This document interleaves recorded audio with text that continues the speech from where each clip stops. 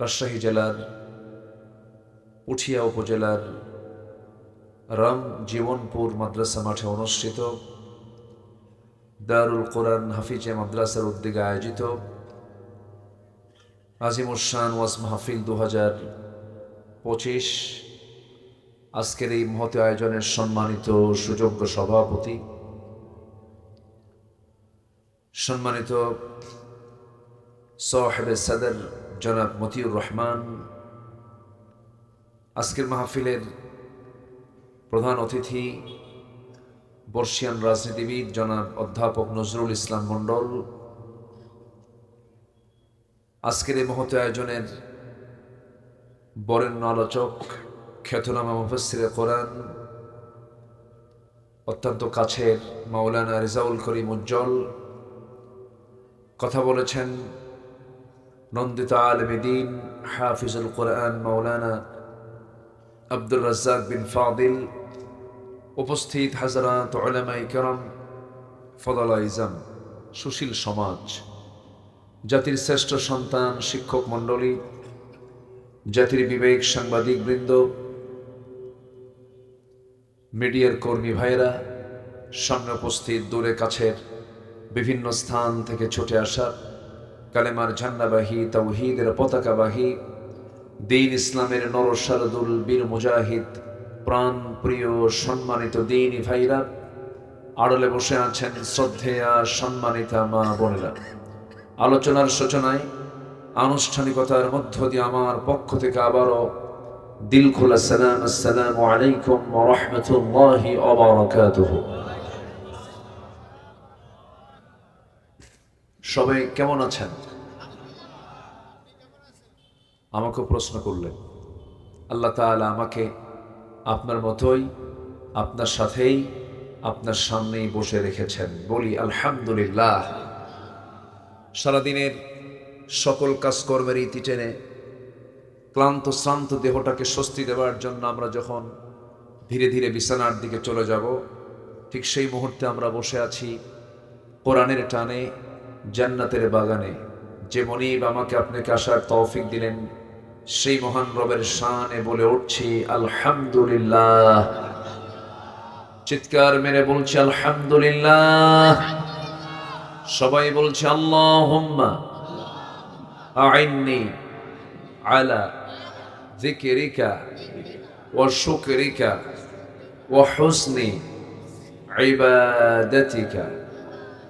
সবাই বলি আল্লাহুম্মা লাকা আসলামতু ওয়া বিকা আমানতু ওয়া আলাইকা তাওয়াক্কালতু ওয়া ইলাইকা আনাবতু ওয়া বিকা খাসামতু। আমরা আল্লাহ তাআলার শুকর আদায় করে নিলাম। সম্মানিত হাজিরিন, রাতের গভীরতা অনেক হয়ে গেছে, আরো বেশ কিছু আগে উঠলে ভালো হতো। আমি এসেছি আগেই, তো যদি আলোচনা শেষ হতে একটু বিলম্ব হয়, সময় লেগে যায়, কষ্ট হবে। আমাকে সময় দেওয়া যাবে তো? জোরে বলি ইনশাআল্লাহ। সম্মানিত উপস্থিতি,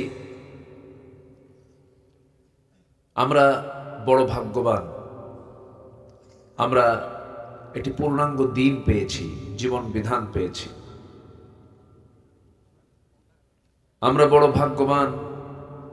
আমরা আমাদের প্রভু, এর মধ্যে ঢুকে, আমরা আমাদের প্রভু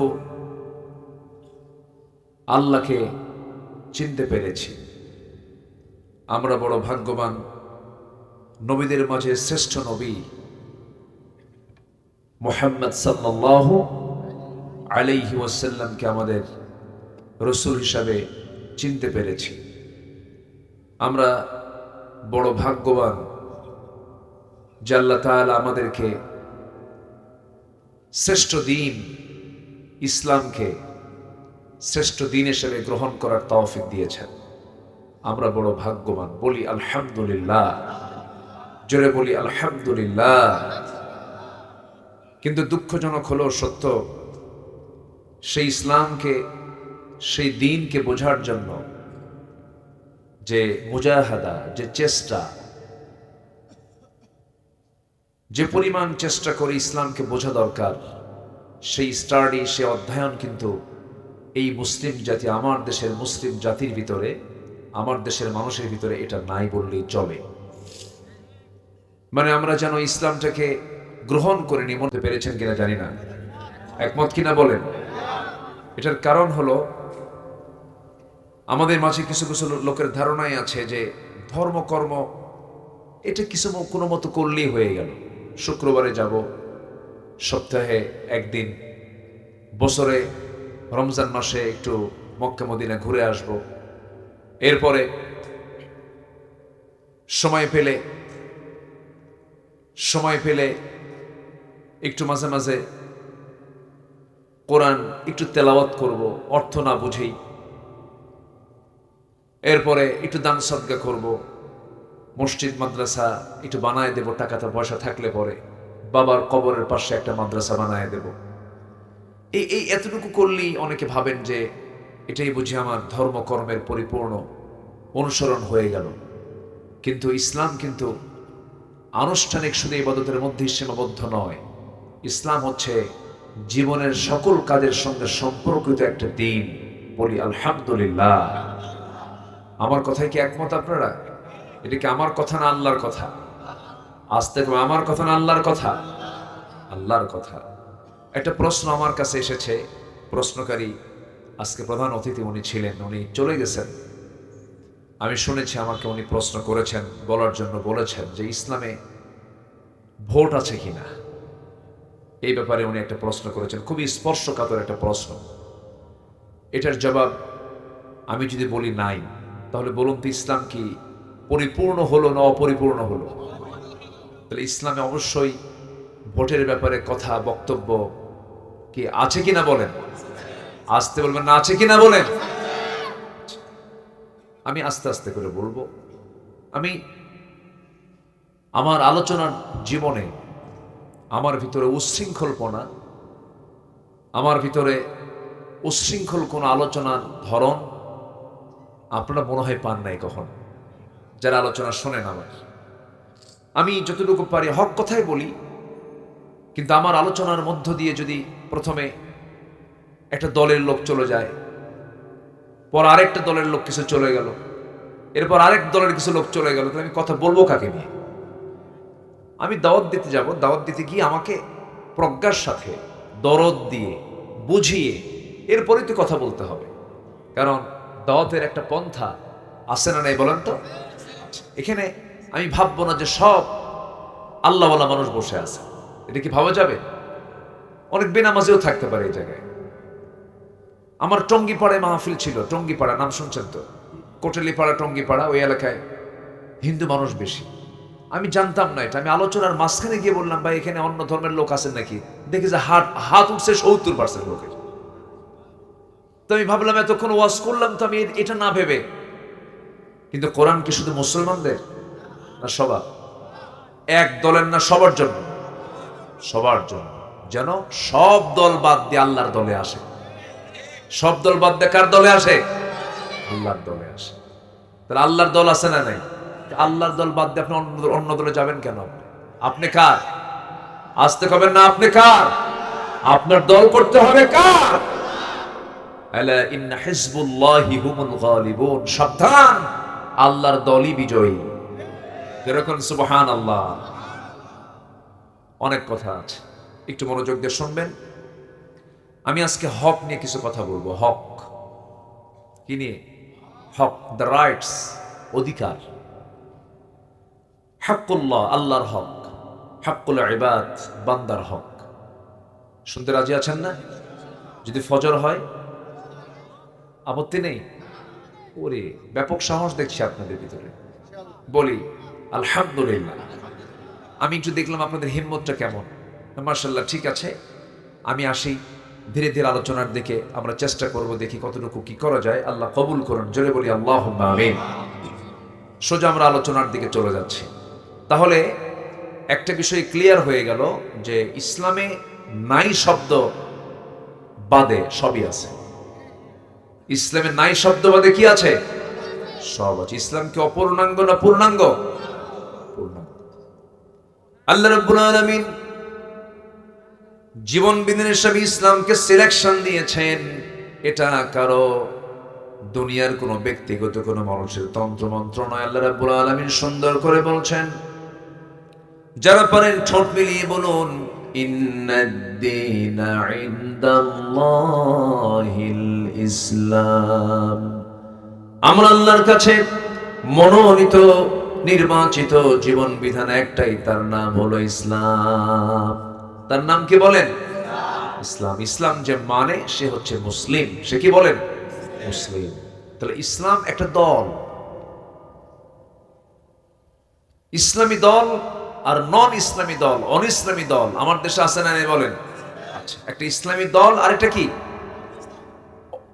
অনিসলামী দল। কেউ ইসলামকে চায়, কেউ ইসলামকে চায় না। হ্যাঁ, আবার এখানে অনেক মারপ্যাঁচ আছে। এখানে মারপ্যাঁচ কেমন? আল্লাহকে ফাঁকি দিতে চায়, বুঝলেন? মানে কিছু ইসলাম নামাজ পড়বো, হোটেলে গিয়ে মদ খাবো, নামাজ পড়বো, সুদের কারবারও করবো, নামাজ পড়বো, বেশ্যাবৃত্তির লাইসেন্সও দেব। এটা আমার দেশে 54 বছর ধরে আছে না নাই? এটার নাম কি ইসলাম? এটা কি হলো? নির্ভেজাল হলো না ভেজাল হয়ে গেল? বলেন, নির্ভেজাল না ভেজাল? মধু, তবে মধুর ভিতরে চিনি আছে। মধু ঠিক আছে, কিন্তু মধুর মধ্যে কি আছে? সেটা কি আর মধু থাকলো? মধুর কোনো কাজ হবে? যেমন মধুর ভিতরে মধুর কার্যকারিতা নষ্ট করার জন্য মিষ্টির সুরা অর্থাৎ চিনি যেমন যথেষ্ট, ইসলামের মধ্যে যারা একটু কম বেশি কাটছাট করতে চায়, ইসলাম ধ্বংস করার জন্য ওই অপকর্মই যথেষ্ট। ইফরাত করা যাবে না, তাফরিত করা যাবে না।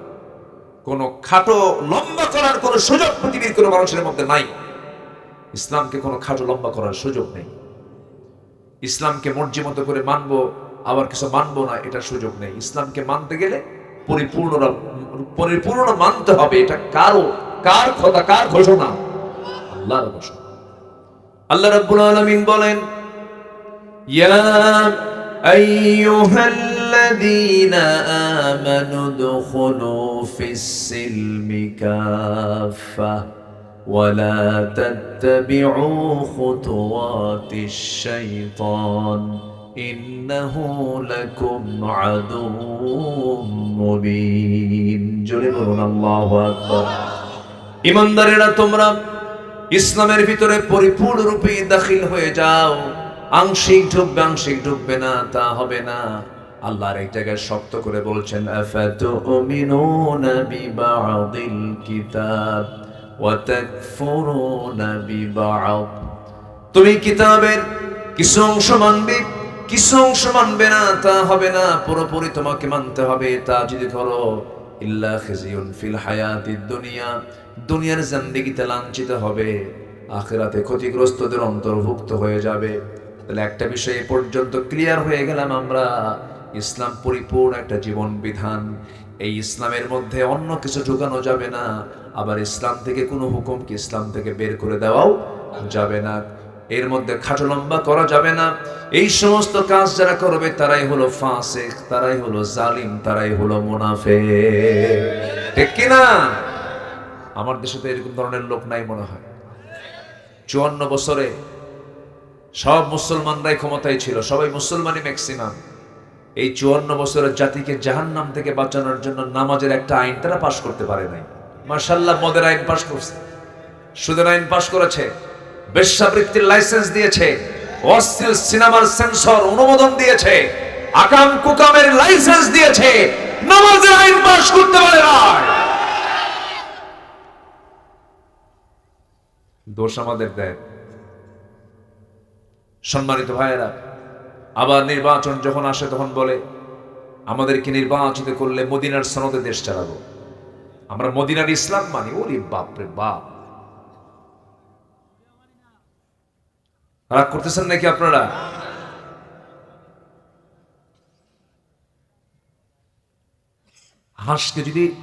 হাঁসকে যদি মোরগের সাঁতার শিখায়, হাঁস বাঁচবে কত? হাঁসকে যদি মোরগের সাঁতার শেখানো হয়, মোরগ কি সাঁতার পারে? হাঁসের তো চলাচলই হলো পানিতে। আলেমদেরকে সবক দেয় কিছু কিছু লোক আছে, আলেমদেরকে সবক দেয়। আপনি বোঝেন কি? আর ওনারা যদি প্রশ্ন করে হুজুর ফরজ করেন 14টা। বিগত পার্লামেন্টে তেলাওয়াত করার লোক ছিল না। কারি সাহেব আসতো তেলাওয়াত করতেন, কারি সাহেব একদিন আসে নাই, তেলাওয়াত করতেছে শয়তান পেয়ে তোরছে যে তেলাওয়াত আমার ভালো আছে। এই হচ্ছে নেতৃত্ব, মুসলিম নেতৃত্ব। পার্লামেন্টে গান চলতো, আলহাজ মুমতাজ বেগম গান গাইতেন।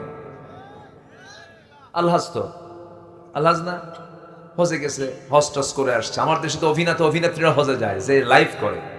প্রিয় দেশবাসী, আমি ওমরায় এসেছি, সবাই আমার জন্য দোয়া করবেন। আমি যেন ওমরার সকল কাজ সম্পূর্ণ করে দেশে ফিরে যেন সিনেমার কাজ সম্পূর্ণ করতে পারি। শয়তানও এত শয়তান না, শয়তানও এত শয়তান। আমার দেশের কিছু চরিত্র আছে ডাবল স্ট্যান্ডার্ড, খুব দুষ্ট, খুব পাক্কা শয়তান। সব বোঝে, কিন্তু বোঝে না তা না বুঝেল বোঝে নাই। শয়তান কি কম বুঝে? আচ্ছা বলেন তো, আল্লাহর নাম বেশি নাই কে রাতের বেলা, বাড়িওয়ালা না চোর? বুদ্ধি বেশি কার? বলেন। চোরের বুদ্ধি কিন্তু বেশি। ওরা বোঝে সবকিছু, সব বোঝে, সব জানে, কিন্তু ইচ্ছে করে এগুলো করে। ফেরাউন বুঝতো না? ফেরাউন বলতো আই ইউবাদদিলা দীনাকুম, মুসা তার দিন, মুসা দিনকে পাল্টায় দিচ্ছে, দেখছেন, আইন কানুনকে চেঞ্জ করে দিচ্ছে। ফেরাউন বুঝতো তো, আবু জেহেলও বুঝতো সবকিছু। এজন্য আজকের যুগের যারা আবু জেহেল, আজকের যুগের যারা ফেরাউন, তারাও জানে, তারাও বুঝে, সব কিছু বুঝে শুনেই ইচ্ছে করেই শয়তানি করে। আসতে খবর না, জোরে কোন ঠিক কিনা? এটা মনোযোগ দিয়ে আমরা কতগুলো শুনবো। হক, যার যে হক তা তাকে দিতেই হবে, নচেত আল্লাহ ধরে ফেলবেন। আল্লাহ তাকে কি ধরে ফেলবে? আল্লাহর হক আছে না নাই? তাহলে আজকে আমার সাবজেক্ট দুটো পার্টে হবে। একটা হচ্ছে হাক্কুল্লাহ, আরেকটা হচ্ছে হাক্কুল ইবাদ। একটা হচ্ছে আল্লাহর হক, আরেকটা হচ্ছে বান্দার হক। এই হক নিয়ে সবার জানার কম বেশি দরকার আছে না নাই? আচ্ছা, একটু মনোযোগ দিয়ে কথাগুলো শুনবেন। আল্লাহ কবুল করুন, জোরে বলি আমিন। সম্মানিত ভাইরা, হকটা কি? আল্লাহ রাব্বুল আলামিন বলেন,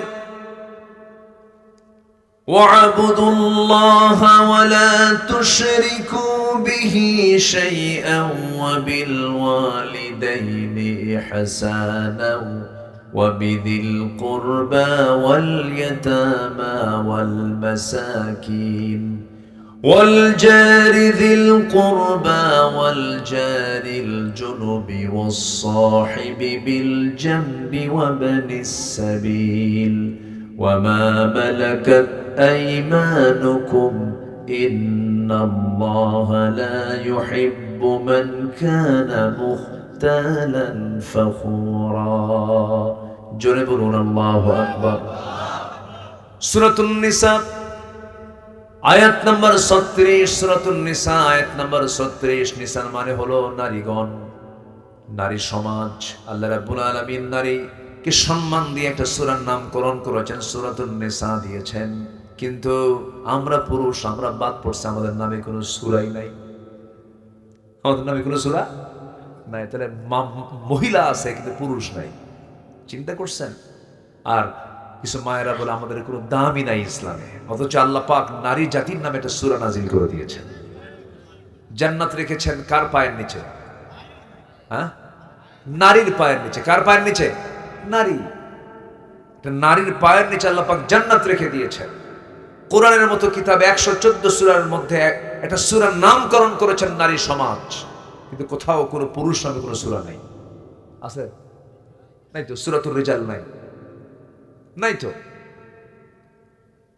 হ্যাঁ, নবীর নামে সূরা আছে, সূরা মুহাম্মদ, সূরা ইউনুস, ইউসুফ আছে, সূরা ইব্রাহিম আছে না নাই? আছে। কিন্তু পুরুষ সমাজ নামে, পুরুষ, রিজাল, এই জাতীয় কোনো সূরা কোরআন শরীফে নাই। আমার নবীজি মেয়েদেরকে খুব পছন্দ করতেন, মেয়েদের সম্মান মর্যাদার দিকে সবসময় নজর দিতেন। অথচ আজকে কিছু মুসলিম পরিবারের কিছু নারী আছে যারা ইসলামকে ভয় পায়। ওরা ভাবে ইসলাম মানেই হলো পর্দার মধ্যে আটকায় রাখা। এটা ভুল ধারণা। ইসলাম নারীকে যে অধিকার দিয়েছে পৃথিবীর কোথাও আপনি অধিকার পাবেন না। যেরকম সুবহানাল্লাহ। সম্পদ বেশি পায় কে, পুরুষ না মহিলা? ভালো করে রাখুন। সম্পদের ক্ষয় বেশি কার, পুরুষের না নারীর? পুরুষের সম্পদের ক্ষয় বেশি, থাকি না শেষে, যোগ বিয়োগ করে শেষ। আর মেয়েদের শুধু জমতে থাকে। ওই যে বিয়ার পর থেকে মোহরণার থেকে শুরু হলো, ক্ষয় নাই, থেকেই যায়। স্ত্রী স্বামীকে দেখবে না স্বামী স্ত্রীকে দেখবে? হ্যাঁ, দেখার দায়িত্ব কার? আস্তে আস্তে কন কেন ভাই, কি আপনি ভয় পান নাকি? দেখার দায়িত্ব কার? না চাচ্ছেন যে না বউরা দেখুক, আমরা বসে বসে খাই? দায়িত্ব কার? স্বামী। স্বামীকে আল্লাহ পাকে দায়িত্ব দিয়েছেন, ফরজ দায়িত্ব। কি দায়িত্ব বলেন? ফরজ দায়িত্ব, সুন্নত না, নফল না, ফরজ দায়িত্ব। এটা দেখতে হবে। সন্তানের ভরণ পোষণ দেখাও ফরজ। এটাও মার জন্য না, এটা কার জন্য? বাবার জন্য। কার জন্য বলেন? বাবার জন্য। তাহলে বাবার বোঝা কি কম না বেশি বলেন তো? বেশি। বাবার কাঁধে বোঝাটা বেশি করে কে দিয়েছেন বলেন তো? আল্লাহ দিয়েছেন। তাহলে একটা নারী, তার শুধু আয় আছে কিন্তু ব্যয় নাই, আয় আছে কিন্তু ক্ষয় নাই। দিন শেষে, জীবন শেষে দেখা যায় একটা নারীর সম্পত্তির পরিমাণটা পুরুষের চাইতে বেশি হয়ে যায়।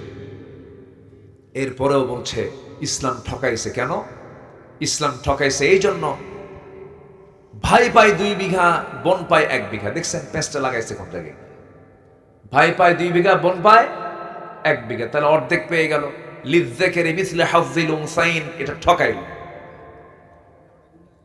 হ্যাঁ না থাক, কি হয়েছে, সমস্যা পড়ুক। ওটা ওখান থেকে একটু মুছে দেন, ওখান থেকে একটু করে দেন না, একটু হটাবো না, আপনি ওখানে একটু ঘুতা মারেন দেখি, আমি সরবো না। যা আছে কপালে হোক। ধার ভালোই তো পড়ে দেখি। কুয়াশা তো, প্রচুর কুয়াশা। কপালে, আমার কপালে ছিল তো। ওখানে না, এখানে। হ্যাঁ জি, একটু ই করে দেন, ঠিক হয়ে যাবে ইনশাআল্লাহ।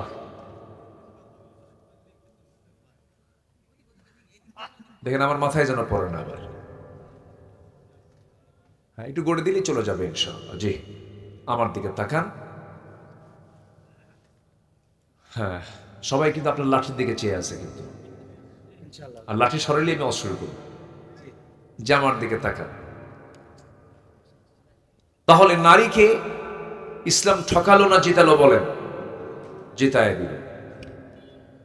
সব দিয়েছে। একটা নারীকে যে সম্মান দিয়েছে, অকল্পনীয়, অকল্পনীয়। মান আহাক্কা বিহুসনি সাহাবাতি, সবচেয়ে বেশি হক পাওয়ার যোগ্য ব্যক্তি একটা সন্তানের কাছে কে? আল্লাহ রাসূল বলেন তোমার মা। এরপরে কে? তোমার মা। এরপরে কে? তোমার মা। মান আহাক্কা বিহুসনি সাহাবাতি, 3টা বার বলে দিলেন মায়ের কথা, নারীর কথা বললেন। সবচেয়ে সম্মান ইসলামে একটা নারীকে দেওয়া হয়েছে। জোরে বলে উঠি সুবহানাল্লাহ। কিন্তু বলতেছে আমারে কেন 2 বিঘা না দিয়ে 1 বিঘা দিল, ওরে কেন 2 বিঘা দিল? কিন্তু আমার বন্ধুগণ, এই যে হক, ভাইটাকে 2 বিঘা দেওয়া হলো, বোনটাকে 1 বিঘা দেওয়া হলো, কেন দেওয়া হলো, কি জন্য দেওয়া হলো? ধরুন মেয়েটার বিয়ে হয়ে গেল, বোনটার বিয়ে হয়ে গেল। বোনের বিয়ে হওয়ার পরে সেই বোনের যদি সংসার স্বামীর ঘরে না হয়, ফিরে আসবে কার বাড়ি? বাবার বাড়ি। কার বাড়ি বলেন?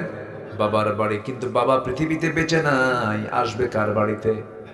ভাইয়ের বাড়িতে। কিন্তু ভাই বলবে তখন তুইও 2 বিঘা, আমিও 2 বিঘা, যা। ঠিক আছে না? আমিও 2 বিঘা, তুইও 2 বিঘা, সমান সমান সম্পত্তি পেয়েছিস, তুই চলে যা। কিন্তু বলার কোনো সুযোগ পাবে না, কারণ ভাইটা নিয়েছে 2 বিঘা, বোনটা পেয়েছে 1 বিঘা। আর এই পৃথিবীতে একজন নারীকে আল্লাহ পাক এত সম্মান, এত মর্যাদা দান করেছেন। প্রত্যেকটা জায়গায় মেয়েরা যখন কোথাও যাবে, সেই সময় একা সে বের হতে পারবে না। তার গার্ডিয়ান হবে তার বাবা, গার্ডিয়ান হবে তার ভাই, মানে অর্থাৎ তার সঙ্গে একজন পুরুষ সর্বক্ষণ থাকবে। বাইরে গেলে পরে একা যাওয়ার কোনো আল্লাহ পাক সুযোগ তাকে দেন না, এমনকি হজের সফরেও মাহরাম না থাকা পর্যন্ত তার হজ কবুল হবে না, ওমরা কবুল হবে না। আল্লাহ পাক মেয়েদেরকে রানীর মতো থাকতে বলেছেন, রানীর মতো সম্মান দিয়েছেন, যেখানেই যাবে তাদের চাকর হবে পুরুষ মানুষ। কিন্তু মেয়েরা বলল না, পুরুষ যদি চাকর হয় আমরা হব চাকরানী, আমরা হব কি চাকরানী। সমান সমান অধিকার।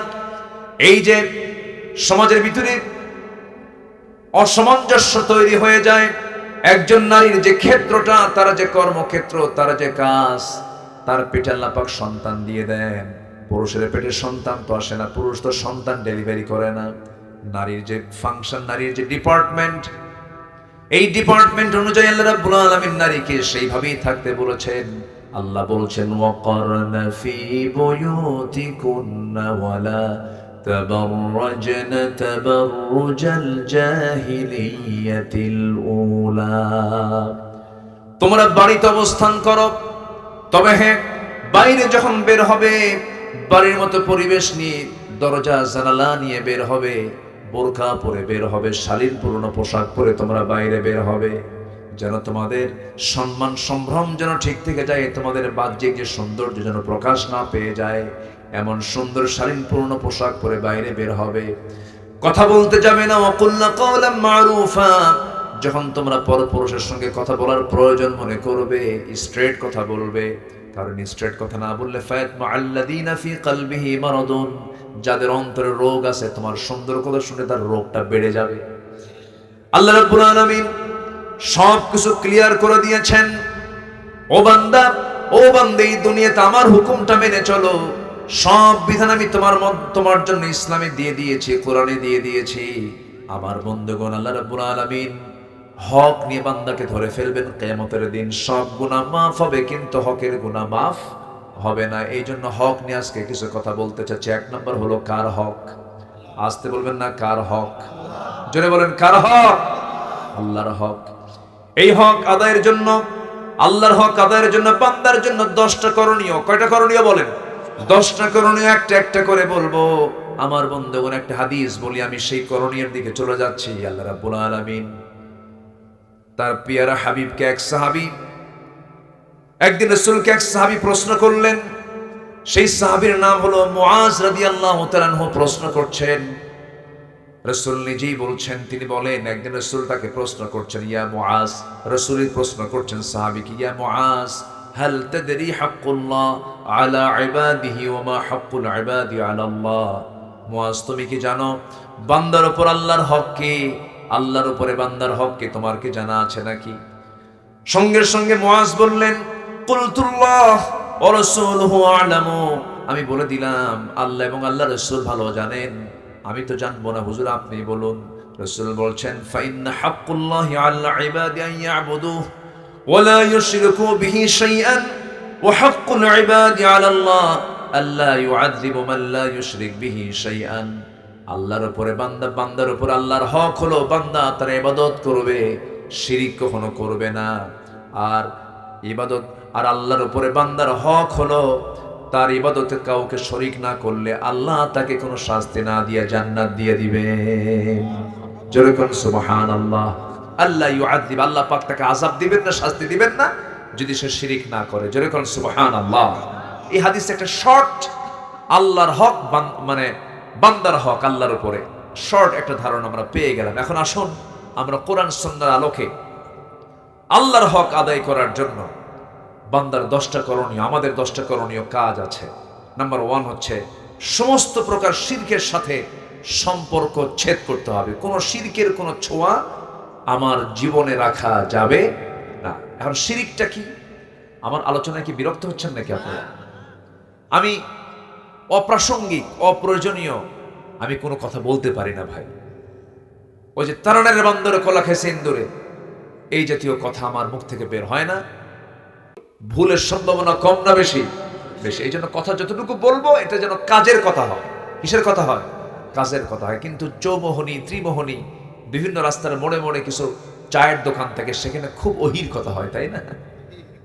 হাই রে আল্লাহু আকবার, কত যে আজে বাজে কথা মুসলমানদের মুখ থেকে বের হয়, অথচ মুসলমানদের মুখ হবে, জবান হবে সবচাইতে পরিচ্ছন্ন জবান, বেহুদা বাজে একটা কথাও মুখ থেকে বের হতে পারে না ইমানদারের মুখ থেকে। ইমানদারের মুখ হবে দলিলের মতো। কিসের মতো? জমির দলিলের মতো, যেন কোনো ভুল না থাকে। কিন্তু বান্দা বেফাস কথাবার্তা বলে, বিশেষ করে মোটর ডিপার্টমেন্ট, মোটর শ্রমিকের যারা পাবলিক বাসে বিভিন্ন জায়গায় যারা একটু চলাফেরা করেন, হাইরে তাদের ভাষা, মানে দিনটাই শুরু করে হলো মায়ের 14 গোষ্ঠী উদ্ধার করিয়া। আছে কিনা বলেন? আছে কিনা? এগুলো আছে না? এগুলো ইমানদারদের সঙ্গে এটা যায় না, ইমানদাররা এগুলো করতে পারে না। এগুলো থেকে আমরা নিজেকে পরহেজ রাখবো। জোরে বলি ইনশাআল্লাহ। শিরক করা যাবে না। সব গুনাহ মাফ হবে, শিরকের গুনাহ মাফ হবে না। আল্লাহ রাব্বুল আলামিন বলেন, ইন্নাল্লাহা লা ইয়াগফিরু আন ইউশরাকা বিহি ওয়া ইয়াগফিরু মা দুনা যালিকা লিমান ইয়াশা ওয়া মান ইউশরিক বিল্লাহি ফাকাদ দাল্লা দালালান বাঈদা। সূরাতুন নিসা আয়াত নাম্বার 116, 116 নম্বর আয়াত। আল্লাহ রাব্বুল আলামিন বলেন, আল্লাহ রাব্বুল আলামিন বান্দার সকল গুনাহ ইচ্ছা করলে সব গুনাহ মাফ করে দিতে পারেন, কিন্তু আল্লাহ কখনো শিরকের গুনাহ বান্দার মাফ করবেন না। কার কথা? আসতে বলবেন না, কার কথা? সেই দিন কোথায় যেন একটা ভিডিওতে দেখতে পেলাম, বাউল সম্রাট আবুল সরকার, নাকি বাউল সম্রাট আবুল সরকার, সে আবুল সরকার বলতেছে আল্লাহ নাচতে কইছে কোরআনে 7 বার। দেখছেন? যেরকম নাউজুবিল্লাহ। কোথায় নাচতে কইলো? বলে কুল আউযু বিরাব্বিন নাস মালিকিন নাস ইলাহিন নাস, তোরাও নাস।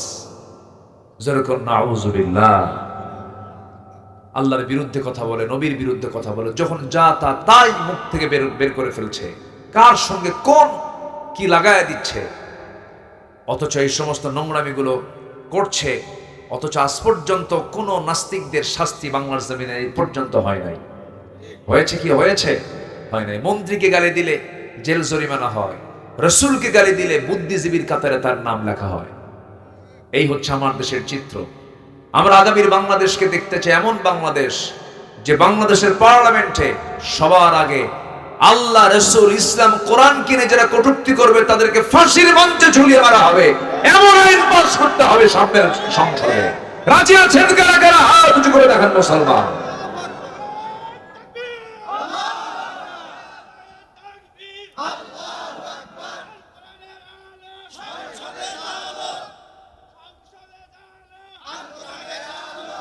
জমিনটা কার? আসতে কবেন না, জমিনটা কার? এই জমিনের মালিকের বিরুদ্ধে কথা বললে আমরা কি চুপ করে থাকতে পারি? আমাদের দায়িত্ব আছে না নাই? আল্লাহর জমিন অবস্থান করে আল্লাহর বিরুদ্ধে কথা বলো, জিব্বা টেনে ছিড়বো আমরা। আর সেই পর্যায়ে নেই।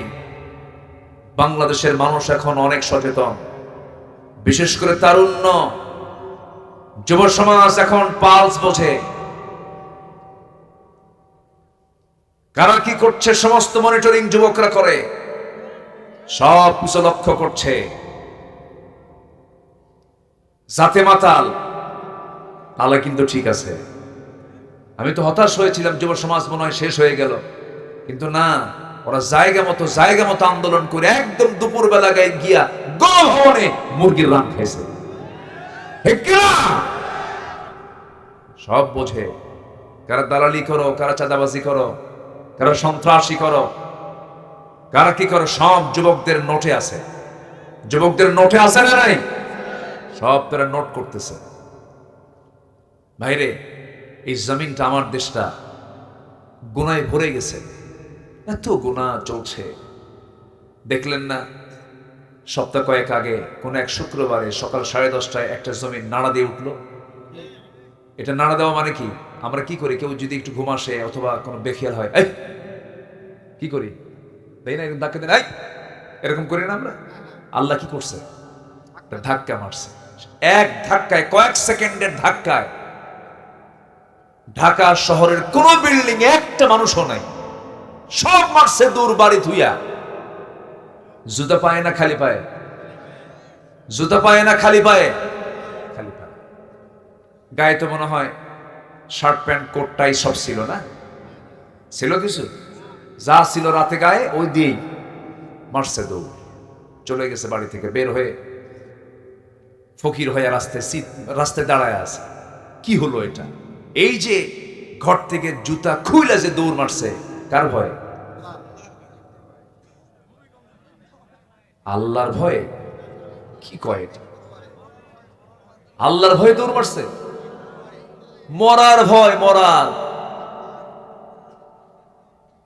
যদি মরে যাই এই ভয়ে মারছে দৌড়।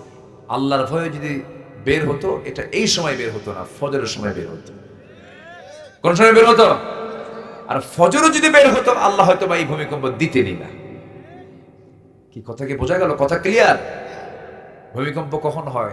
এই কি কথা কি বুঝতেছেন? কেউ যদি বেখিয়াল হয়, তোমার দেয় কি করো, সতর্ক। এই ভূমিকম্পের মালিককে। একদিন কি ভূমিকম্প হবে না? আরো বড় ধাক্কা হবে না? এমন ধাক্কা হবে সূর্য সংকুচিত হয়ে যাবে। এই আয়াতগুলো আমাকে খুব কাঁদায়, খুব টেনশন করি আমি যখন এগুলো পড়ি না, আমপারার এই সূরাগুলো, আমার রাসূল খুব কাঁদতেন এগুলো পড়তে পড়তে, কেঁদে ফেলতেন। ওই আয়াতগুলো কত ভয়ঙ্কর।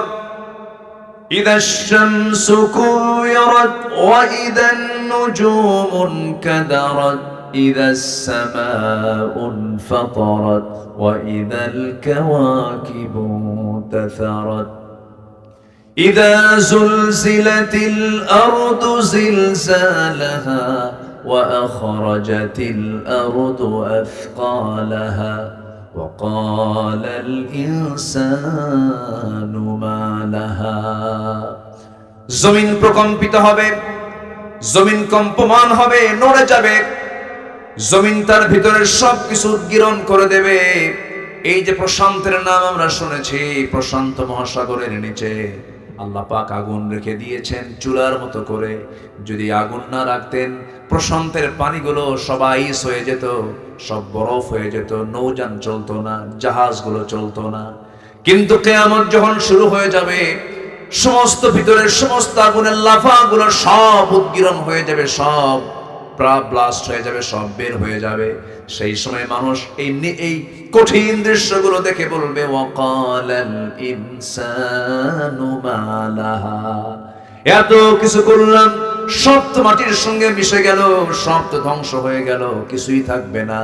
শুধু থাকবেন যিনি, তিনি আমার চিল্লায় বলুন কে? কুল্লু মান আলাইহা ফান ওয়া ইয়াবকা ওয়াজহু রাব্বিকা যুল জালালি ওয়াল ইকরাম। জোরে বলুন ফাবিআইয়ি আলা'i রাব্বিকুমা তুকাযযিবান। ঠিক থাকবেন কে বলেন?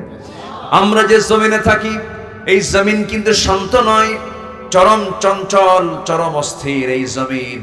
এই জমিনের নিচে এক অবিরাম রহস্যময় টেকটনিক গতির খেলা চলছে। এই টেকটনিক প্লেটগুলো একে অপরের সঙ্গে যখন সংঘর্ষ করে অথবা সরে গিয়ে জমে থাকার শক্তি হঠাৎ সৃষ্টি হয়ে যায়, হঠাৎ একটা শক্তিশালী শক ওয়েভ সৃষ্টি হয়, পুরা জমিনকে কাঁপিয়ে তোলে।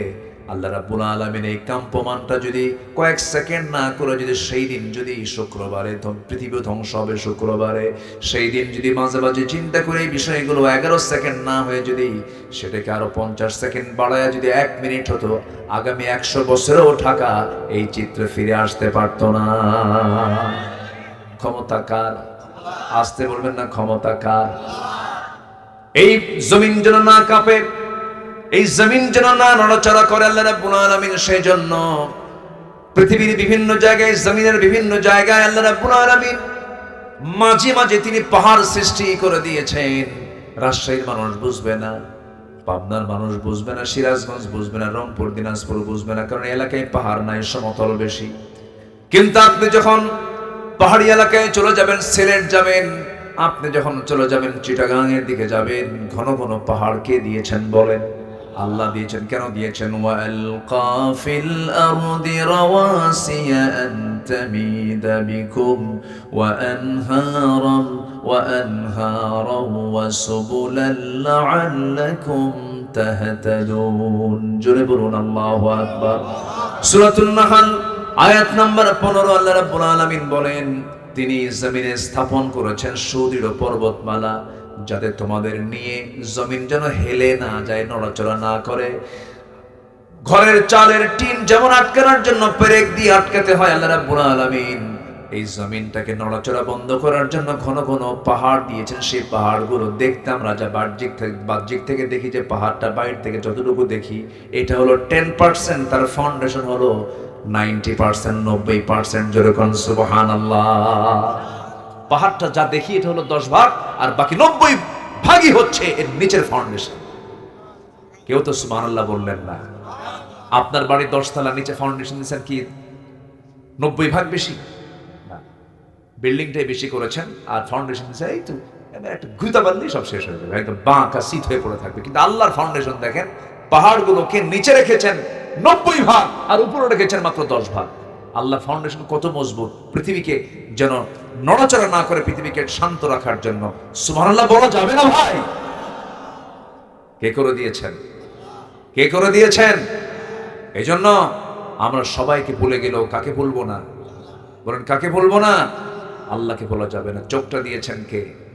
কি সুন্দর চোখ বানায় দিয়েছেন। ক্যামেরার চোখ আছে না? এই ক্যামেরার চোখ নাই, না থাকলে আমারে দেখতেছে, দেখেন না হুজুর কোন ভুলটা করে, দেখতেছে এভাবে। এরাও খালি ক্যামেরা খালি দেখতেছে, হুজুর ভুল যেটাই করবে ওটাই ফরওয়ার্ডে দিয়ে দেবো, হুজুরের কাণ্ড দেখো। ঠিক হলো এটা? ঠিক ঠিক না তো, যেটা ভুল হবে এটা তো আচ্ছা সারাক্ষণ দেখছে। ক্যামেরার যেমন চোখ আছে আমাদেরও চোখ আছে। আমাদের চোখটা আমাদের যে অ্যাঙ্গেল, আমাদের যে লেভেল, এটার ধারে পাশেও নাই ক্যামেরা তোমাদের, কি ঠিক কিনা? একটু বলি, দেখেন কি কষ্ট পাচ্ছেন নাকি আপনারা? আমাদের চোখের ভিতরে আল্লাহ রাব্বুল আলামিন কেমিক্যাল দিয়েছেন। আল্লাহ জামা রব, মনোযোগ দিয়ে কথাগুলো শুনবেন। দিলের কান, দিলের চোখ দিয়ে, দিলের কান দিয়ে মনোযোগ দিয়ে শুনবেন, দেখবেন। একটু কান দিয়ে শোনেন, মনোযোগ দিয়ে একটু শোনেন। আমার বন্ধুগণ, আমরা এই চোখটাকে কিন্তু 1 মিনিটে একবার দুবার না 15 থেকে 20 বার পলকটা ফেলি।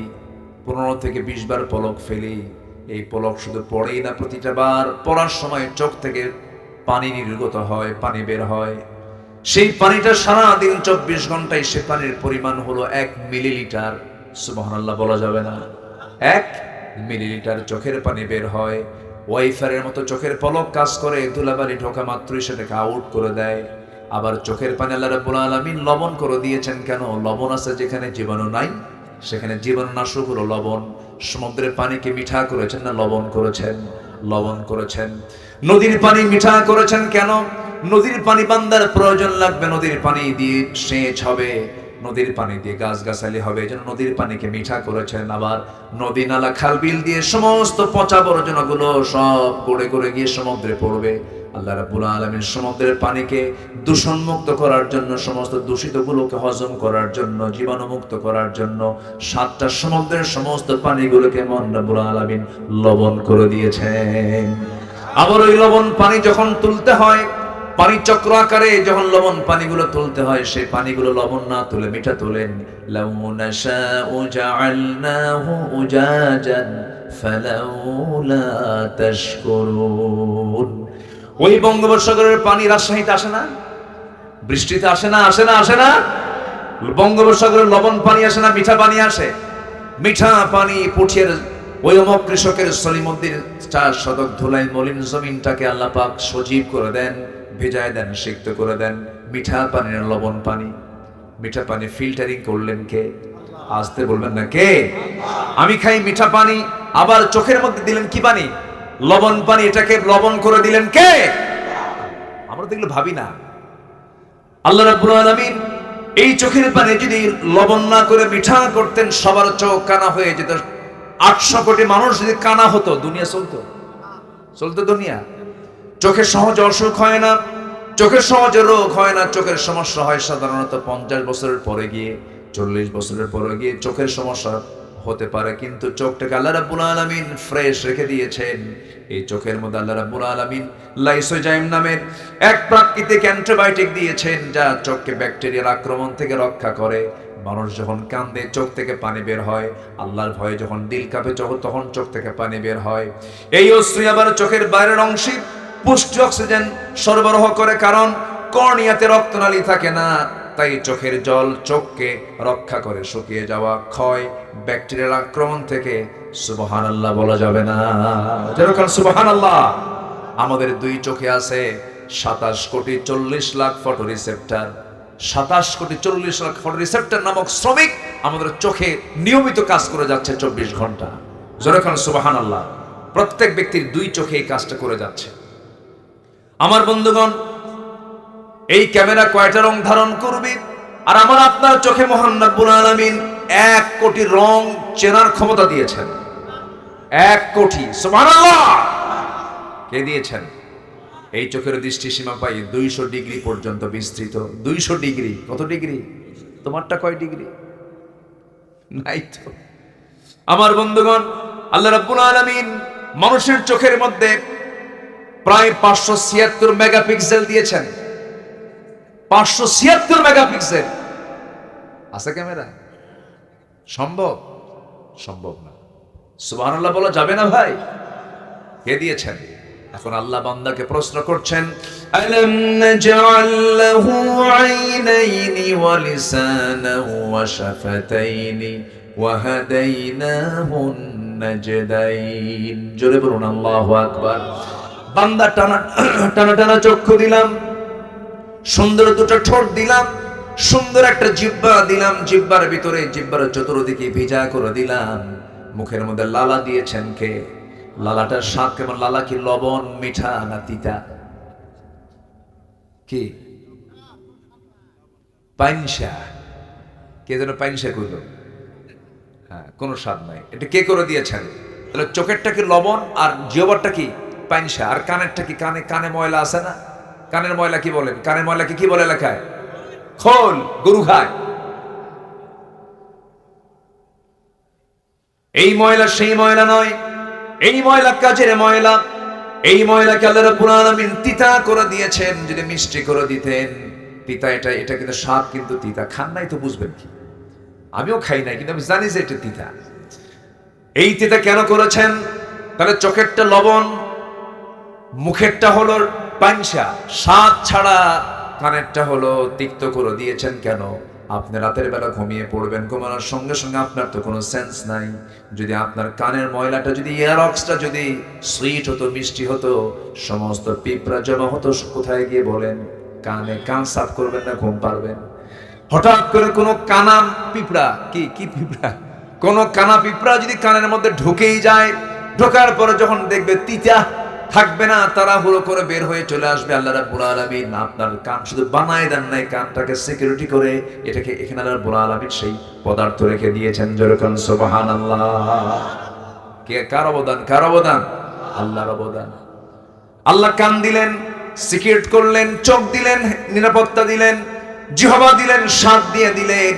এই স্বাদ, কত স্বাদ দিয়েছেন আল্লাহ পাক। একটা জিহ্বার ভিতরে মেশিন হলো, একটা মেশিন সেট করেছেন। জিহ্বার ভিতরে 1000 প্রকার খাবার জিহ্বায় আসে, 1000 প্রকার স্বাদের সমস্ত তথ্য জিহ্বা জানায় দেয় ব্রেনকে। যেরকম সুবহানাল্লাহ। আমার বন্ধুগণ, বিমান সুন্দর না পাখি সুন্দর? আজ থেকে মানে বিমান সুন্দর না পাখি সুন্দর? বিমান থেকে পাখি না পাখি থেকে বিমান? বলেন বলেন বলেন।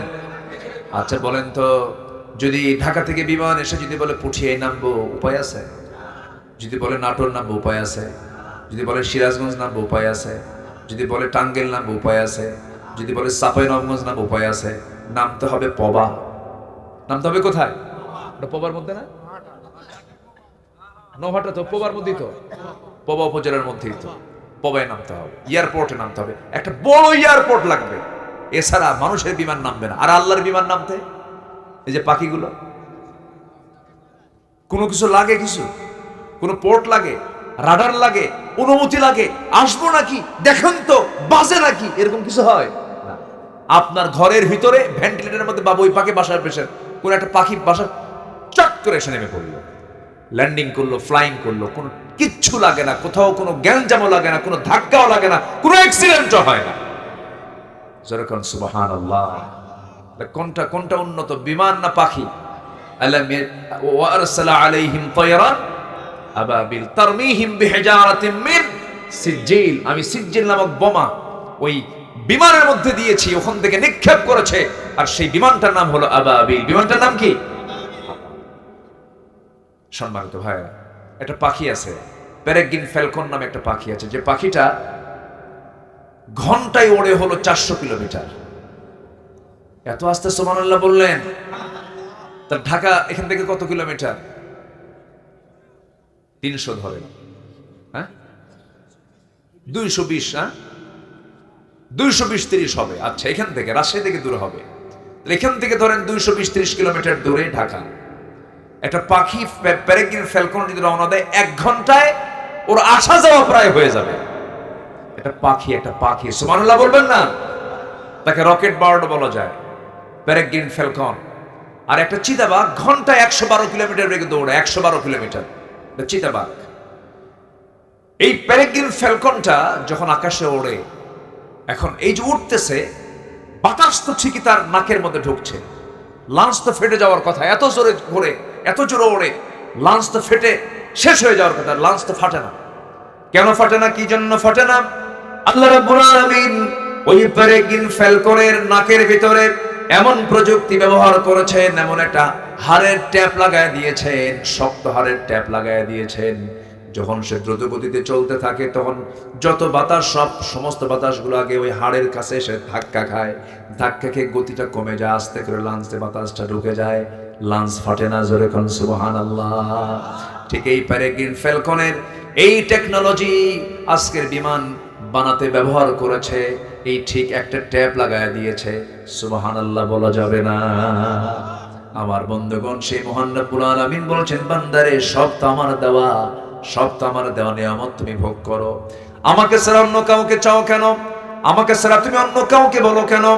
আমি ছাড়া অন্য কারো কাছে তুমি ধারণা দাও কেন? সব চাহিদা আমি মিটায় দেব, সব আমি দিয়ে দেব। মাজারে মাজারে যাও কেন? বাচ্চা হয় না মাজারে যায় এমন লোক আমার দেশে মনে হয় নাই। গরু নিয়ে যায়, কি নিয়ে যায়? আছে নাকি এলাকায়? গরু নিয়ে যায়, খাসি নিয়ে যায়, এই সমস্ত কিছু নিয়ে যায়।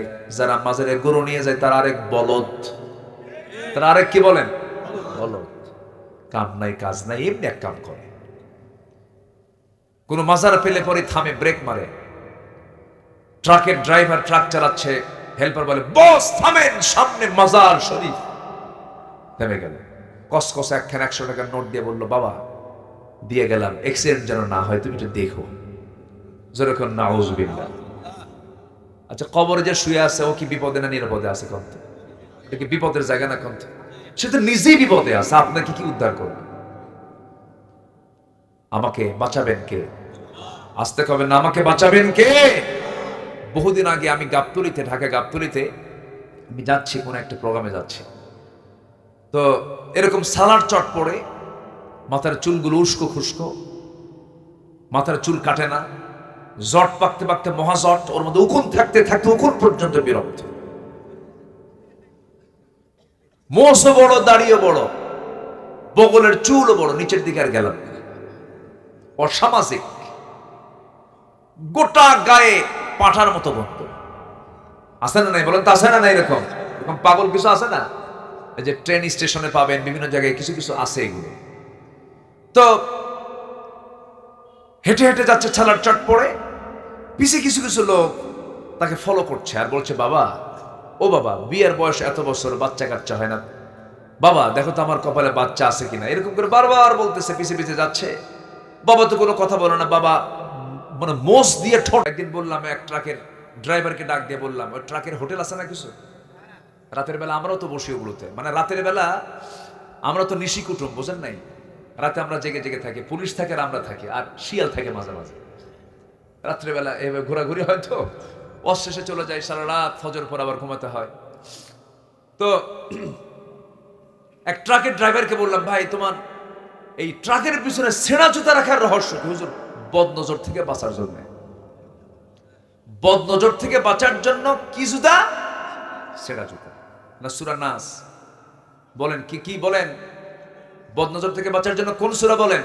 সূরা ফালাক, সূরা নাস। সব বদনজর থেকে আল্লাহ পাক হেফাজত করবেন, এটা কার ওয়াদা? আর ও কি ঝুলা রাখছে? হ্যাঁ, সেরা জুতা। এটা কি হলো বলেন তো? শিরিক হলো। বিসমিল্লাহ গলত। আচ্ছা, বিসমিল্লাহর কোনো গলত আছে? এটা কি হলো বলেন তো? শিরিক হলো।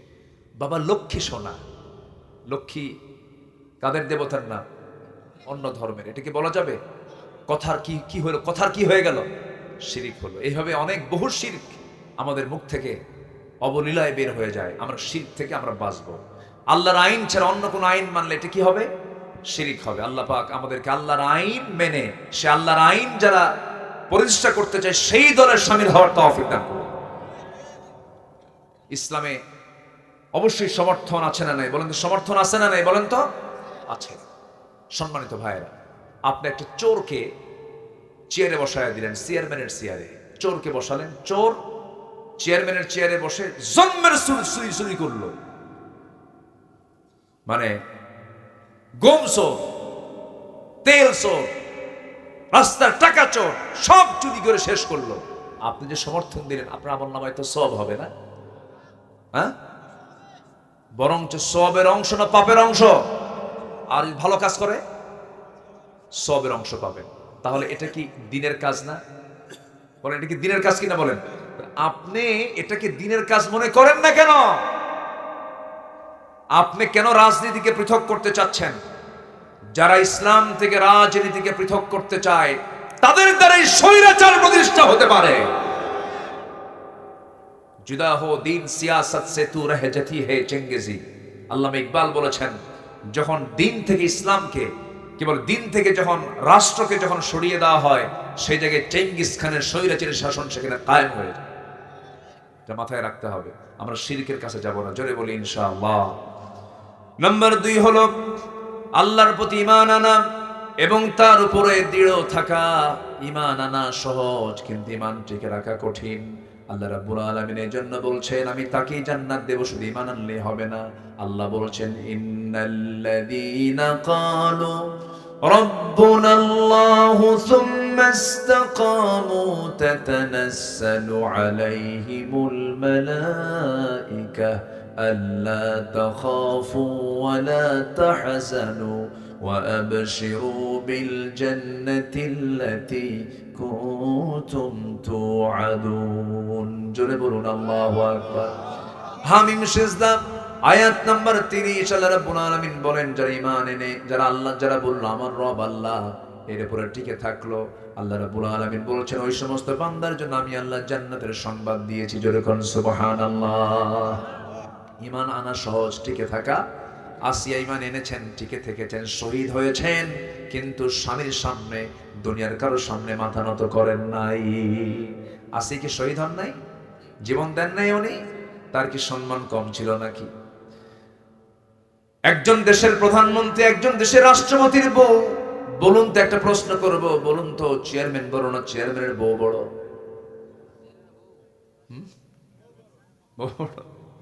বলেন, চেয়ারম্যান বড়? বউ কি ছোট?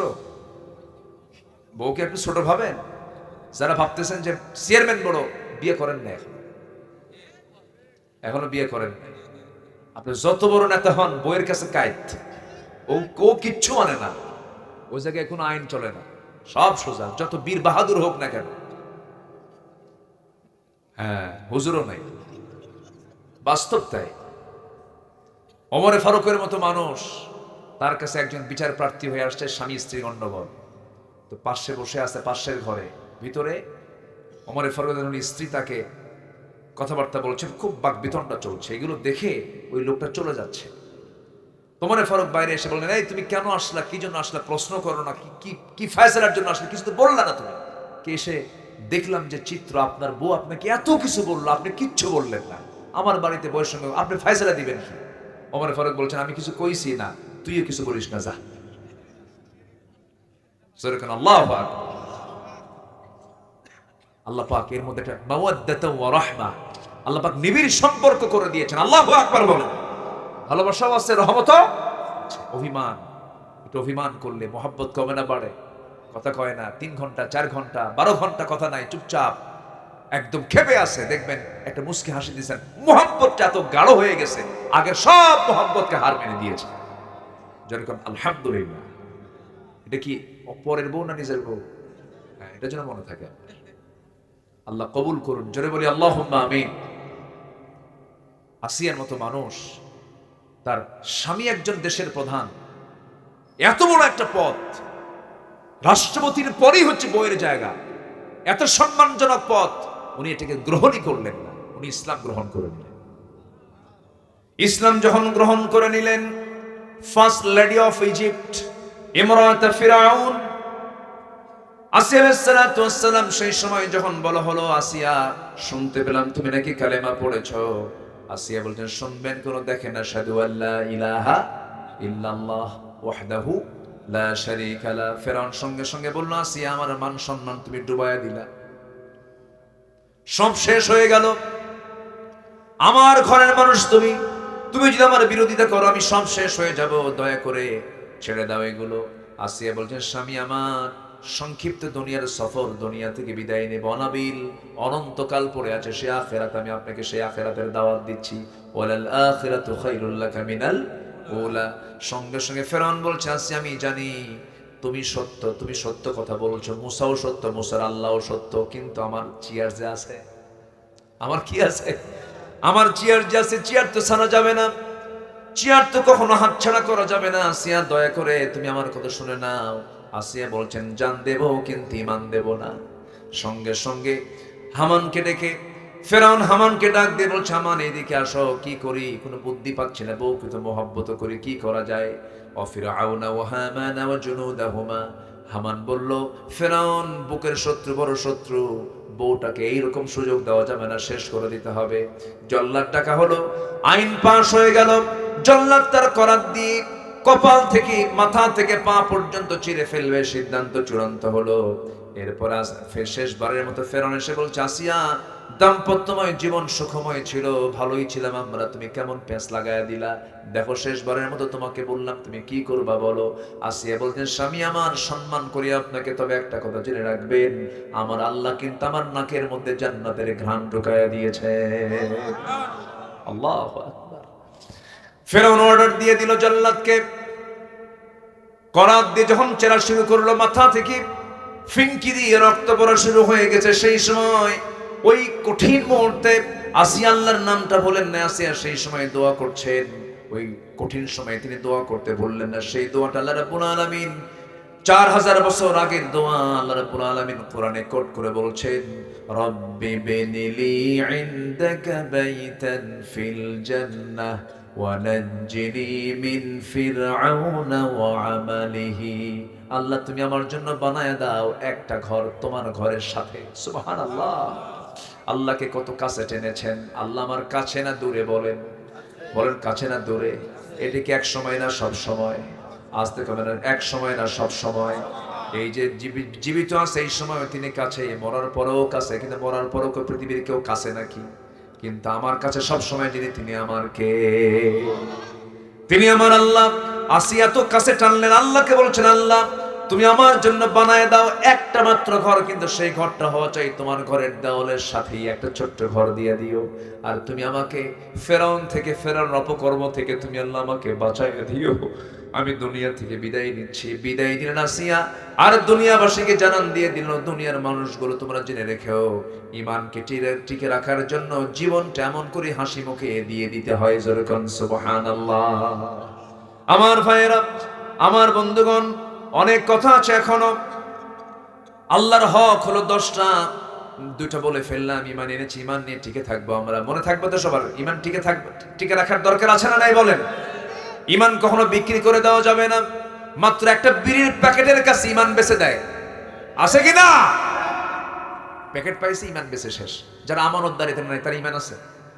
যারা আমানতদারিতে নাই, লা ঈমান লিমান লা আমানাতা লাহ ওয়াল্লাযিনা হুম লিআমানাতিহিম ওয়া আহদিহিম রাউন। যারা আমানতদারিতে নাই তার ঈমান নাই, আর ঈমানদার যারা হবে তার আমানতদারিতে হবে। আপনি যাকে সমর্থন দিচ্ছেন এটা একটা আমানত না? আস্তে করে, এটা আমানত কিনা বলেন? এই আমানতের খেয়ানত করা যাবে?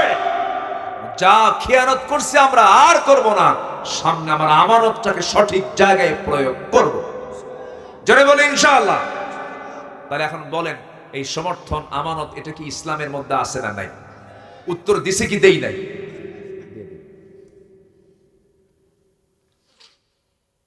আমরা ইমান নিয়ে টিকে থাকবো। আপনার বাড়ি যাবেন না? আপনারা বাড়ি যাবেন না? একটা লোকও যায় নাই, জানেন? বুঝলাম না। আমি একটা এক্সট্রা মাহফিল আজকে পেলাম যে একটা লোক এ পর্যন্ত নড়ে নাই। বলি আলহামদুলিল্লাহ। ফজর পড়বেন তো সবাই? এখান থেকে ফজর পড়া যাবে না, কিন্তু জানাজা সম্ভব হবে। এটা কি আর সম্ভব?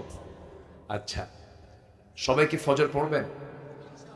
বাড়িতে পড়বেন তো না মসজিদে পড়বেন? মসজিদ। জোরে বলি ইনশাআল্লাহ। আচ্ছা বলুন তো, কোন ওয়াক্তে সবচেয়ে কম মুসল্লি আমার দেশের মসজিদে পাওয়া যায়? আর আমার দেশে কোন ওয়াক্তে মানুষ বাড়িতে বেশি থাকে? ফজরই তো। বলেন, সবচেয়ে বাড়িতে বেশি ঘুমায় থাকে কোন সময় বলেন? ফজর। তাহলে ফজরেই বাড়িতে মানুষ বেশি থাকে, ফজরেই সবচেয়ে কম মুসল্লি মসজিদে পাওয়া যায়। তার লক্ষণ খুব ভালো না? আলহামদুলিল্লাহ নাকি? কি করবেন আপনারা? আপনার গ্রামকে নামাজি বানান, নামাজের গ্রাম বানায় দাও। যেদিন দেখবেন আপনার গ্রামটা জোহর আসর মাগরিব এশার চাইতে ফজরের মুসল্লি দিয়ে মসজিদ ভরে গেছে, আল্লাহর কসম করে বলে গেলাম আমি আব্দুল্লাহ আমিন, আপনার গ্রামে কোনো মাদক, নেশা, চোর, এরপরে সুদখোর পরিবেশ আপনার গ্রাম থেকে আর একটাও থাকবে না, সব চলে যাবে। আল্লাহ পাক এই গ্রামকে নামাজের গ্রাম বানায় দেন। জোরে বলি আল্লাহুম্মা আমিন। তাহলে ঈমান এনেছি, আমরা ঈমানটাকে টিকে রাখবো। জোরে বলি ইনশাআল্লাহ। নাম্বার 3 হচ্ছে আল্লাহর হক হলো আল্লাহকে ভয় করা। কাকে ভয় করা? দুনিয়ার কোনো প্রশাসন না, আল্লাহর ভয়। আল্লাহর ভয়। হাক্কা তুকাতিহি ওয়া লা তামুতুন্না ইল্লা ওয়া আনতুম মুসলিম। নাম্বার 4 হলো আল্লাহর বিচার ফয়সালা মেনে নেওয়া। কার বিচার ফয়সালা মেনে নেওয়া? ইনিল হুকমু ইল্লা লিল্লাহ। হুকুম হবে একমাত্র কার? নাম্বার 5 হলো সালাত কায়েম। কি কায়েম বলেন? সালাত। সালাত কার হক বলেন? সালাত কার হক? যাকাত কার হক? বান্দার হকে তো আসি নাই এখনো, একটু পরে আসবো। যাকাত কার হক? ওয়াফি আমওয়ালিহিম হাক্কুল লিসাইলি ওয়াল মাহরুম। আচ্ছা, নাম্বার 6 হলো হজ করা। কার হক? ওয়া আতিমুল হাজ্জা ওয়াল উমরাতা লিল্লাহ। তোমরা হজ করো, উমরা করো, কার জন্য? আল্লাহর জন্য। আর যাকাত দেবে কার হক?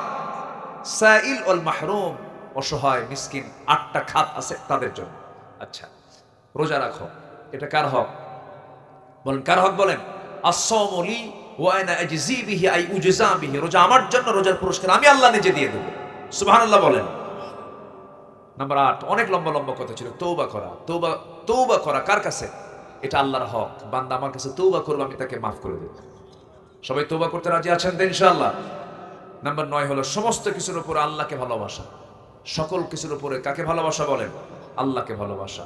এটা যদি হয়, সে পাবে ইমানের মজা। ইমানের মজা সেই পাবে যে সকল কিছুর চাইতে আল্লাহকে বেশি ভালোবাসে। সালাতুম মান কুন্না ফীহি ওয়াজাদা হালাওয়াতুল ঈমান আই ইয়াকুনা আল্লাহু ওয়া রাসূলুহু আহাব্বা ইলাইহি মিম্মা সিওয়াহুমা। আল্লাহু আকবার। সকল কিছুর চাইতে আল্লাহকে বেশি মহব্বত করা। নাম্বার 10 সর্বশেষ হলো দোয়া করা সর্ব অবস্থায়। কার কাছে? আসতে হলো না, কার কাছে? আমরা দোয়ায় কৃপণ হব, আল্লাহ মাফেও কৃপণ হবেন। আমরা বেশি বেশি দোয়া করবো, আল্লাহ আমাকে বেশি বেশি করে মাফ করে দিবেন। আমরা আল্লাহর কাছে মাফ চাবো। জোরে বলি ইনশাআল্লাহ। আল্লাহ রাব্বুল আলামিন বলেন, وقال ربكم ادعوني استجب لكم ان الذين يستكبرون عن عبادتي سيدخلون جهنم داخرين। সূরা মুমিন।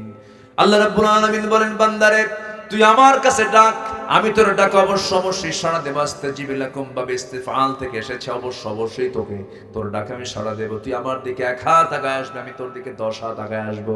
তুই হেঁটে হেঁটে আসবি, আমি তোর দিকে দৌড়ায় দৌড়ায় যাব। আমি তোর জন্য মাফ করার জন্য আমি 7 আকাশ থেকে প্রত্যেক রাত্রে প্রথম আকাশে চলে আসি। আমার প্রথম আকাশে এসে বলি, কে আছে আমার কাছে মাফ চাবে? আলামি মুস্তাগফিরিন ফাগফির লাহ। কোন ক্ষমা প্রার্থী আছে আমার কাছে ক্ষমা চাবে, আমি তাকে ক্ষমা করে দেব। এই জন্য চোখের পানি যদি ফেলতেই হয় এক জায়গায় ফেলবো, সেটা হলো কার কাছে? কার কাছে? কার কাছে? আল্লাহর কাছে আমরা চোখের পানি ফেলবো। আমার চোখের পানির মূল্য একমাত্র দিতে পারেন পৃথিবীতে একজনই, আমার রব। কে? আরো জন, আমার রব কে? আল্লাহ আমাকে আমার চোখের মূল্য দিবেন, চোখের পানির মূল্য দিবেন। এখন আসেন হচ্ছে বান্দার হক, হাক্কুল ইবাদ। নুরু, ওয়াজ কি শেষ না শুরু? কম। কত সময় লেগে যায় মাঝামাঝি না? হ্যাঁ, এখন বান্দার হকে আসছে কেবল, অনেক সময় লেগে যায়। আল্লাহ আকবার। চিন্তা করতেছি যে আপনাদের কষ্ট হচ্ছে কিনা। আবার মায়েরা আছে, মায়েরা আছে নাকি আপনাদের? সেই আজকের সেই তানোরের সে সন্তানটা, শিশু সাজিদ, সেখান থেকে সুস্থ অবস্থায় তাকে তুলে নিয়ে হসপিটালে নেওয়ার পর সে ইন্তেকাল করেছে। আবার জানেন নাকি আপনারা এটা? নিউজ কিন্তু আমি দেখি, আবার ওয়াজও করি। উদ্ধারটা হয়েছে সন্ধ্যা পর্যন্ত জানা আছে। আমি পরে শুনলাম লেটেস্ট নিউজ এরকম যে, আমি সর্বশেষ যেটা জেনেছি 10টার দিকের ঘটনা, সন্তানটাকে বাঁচানো যায়নি।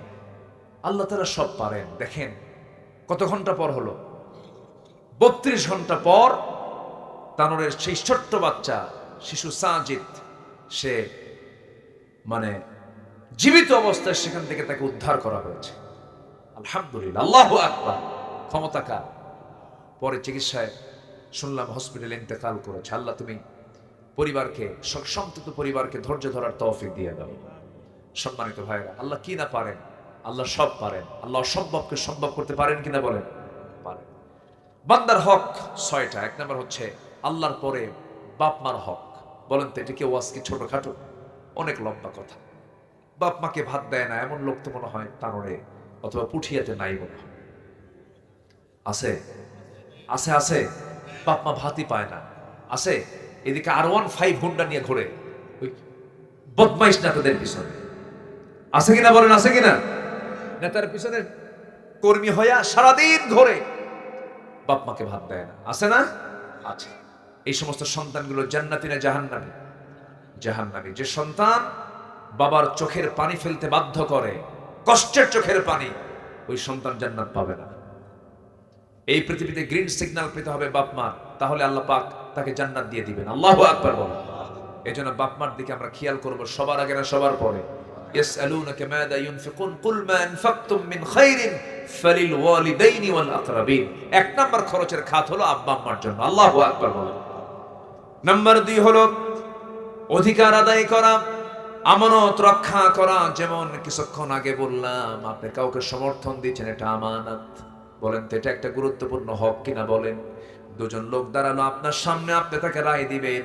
একজন আল্লাহওয়ালা ভালো মানুষ, আমানতদার মানুষ, খুব ভালো মানুষ, আর একজন চোর ডাকাত বাটপার, আপনি খারাপ লোকটাকে দিলেন। আপনি বলুন তো, আপনি ওই লোকের হক কি নষ্ট করলেন না? আপনি তো হক নষ্ট করে ফেললেন। এটার জন্য জবাব দিতে হবে। আল্লাহ রাব্বুল আলামিন বলেন, ইন্নাল্লাহা ইয়া'মুরুকুম আন তু'আদ্দুল আমানাতি ইলা আহলিহা।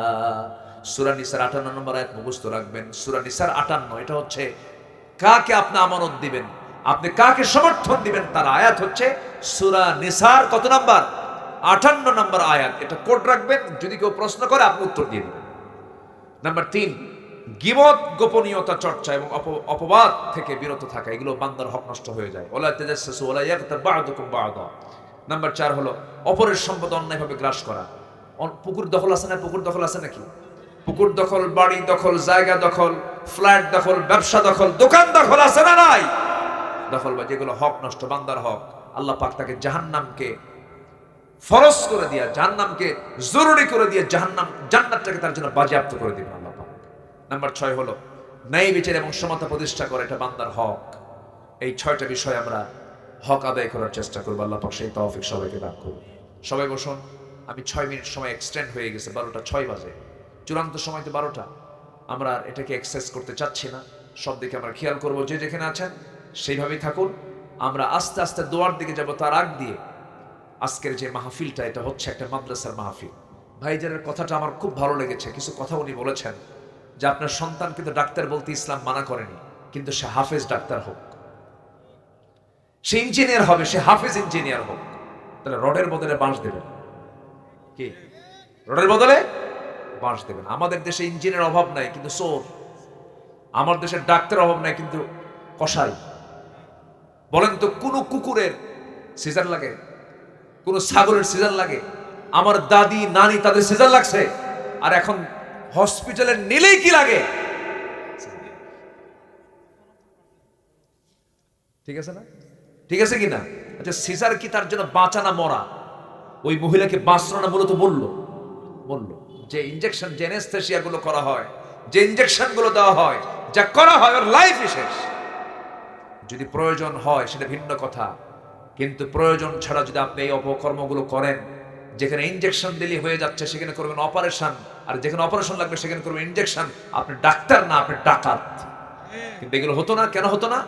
যদি হাফেজ ডাক্তার হতো, হাফেজ ইঞ্জিনিয়ার হতো, হাফেজ জজ হতো, তাহলে বিচার আল্লামা সাইদিকে ফাঁসির রায় না দিয়া বেকসুর খালাস দিয়ে দিত, ঠিক না? কিন্তু হাফেজ না, যে সে যে এলেম নাই, সে তো বোঝে না।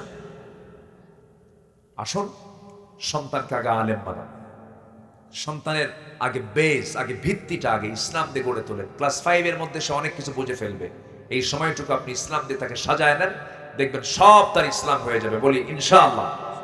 সেই মাদ্রাসা এখানে আল দারুল কোরআন, না দারুল কোরআন, কোরআনের দরজা। এই দরজার জন্য আপনারা কে কি দিবেন একটু শেষ সময় এসে আমি একটু চাচ্ছি। কেউ কি আছেন এখানে 1 লক্ষ টাকা দেওয়ার মতো? কেউ আছেন? বেশি বলে ফেললাম। আমি এক মাহফিলে, সিরাজগঞ্জে এক মাহফিলে বললাম, কে আছেন 10,000 দিবেন? পাশে এক লোক বসেছিল, আমি জানি না যে উনি এত ধনী মানুষ। তো উনি একটা চেক বের করে বলে, হুজুর আমি আজকে বেশি দিলাম না, 1 কোটি টাকা দিলাম। তওবা করছে, আল্লাহ জীবনে আর কোনোদিন 1000 কব না, লাখ দিয়ে শুরু করব, তারপরে যা দেয় দিই। আমি চাইছি 10,000, উনি দিছে 1 কোটি। বলেন তো এটা হলো? আমি লজ্জা পেয়ে গেছি। সেদিন থেকে আমি আর 1000 বলি না।